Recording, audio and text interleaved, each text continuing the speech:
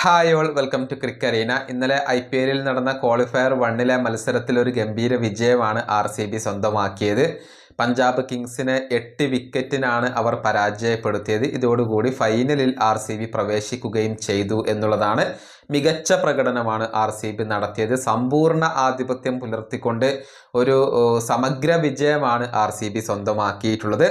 ഏതായാലും ഇന്നലത്തെ മത്സരത്തിലെ പ്ലെയർ ഓഫ് ദി മാച്ച് പുരസ്കാരം സ്വന്തമാക്കിയത് RCBയുടെ സ്പിന്നറായ സുയാഷ് ശർമ്മയാണ്. 3 വിക്കറ്റുകൾ അദ്ദേഹം വീഴ്ത്തിയിരുന്നു. വളരെ മികച്ച പ്രകടനമാണ് അദ്ദേഹം നടത്തിയത്. ഒരു ഓവറിൽ തന്നെ നിർണായകമായ 2 വിക്കറ്റുകൾ പിഴുതെറിയാൻ സുയാഷിന് കഴിഞ്ഞിരുന്നു. ഇവിടെ എടുത്തു പറയേണ്ട ഒരു കാര്യമുണ്ട്. RCBയുടെ 9ാമത്തെ താരമാണ് ഇപ്പോൾ പ്ലെയർ ഓഫ് ദി മാച്ച് പുരസ്കാരം സ്വന്തമാക്കുന്നത്.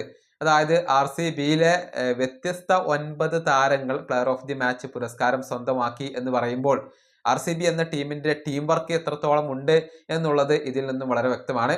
അതായത് 1-2 താരങ്ങളെ മാത്രം ആശ്രയിച്ചുകൊണ്ട് മുന്നോട്ട് പോകുന്ന ഒരു ടീമല്ല RCB.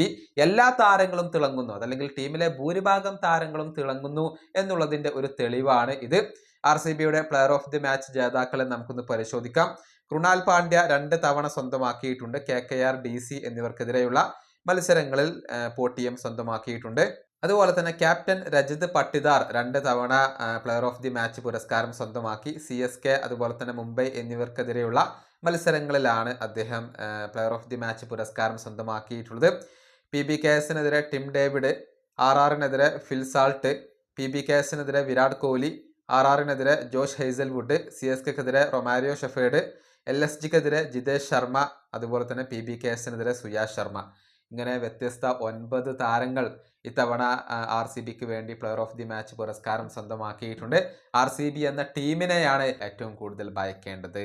ഈ വീഡിയോ അവസാനിപ്പിക്കുന്നു. അടുത്തൊരു വീണ്ടും കാണാം.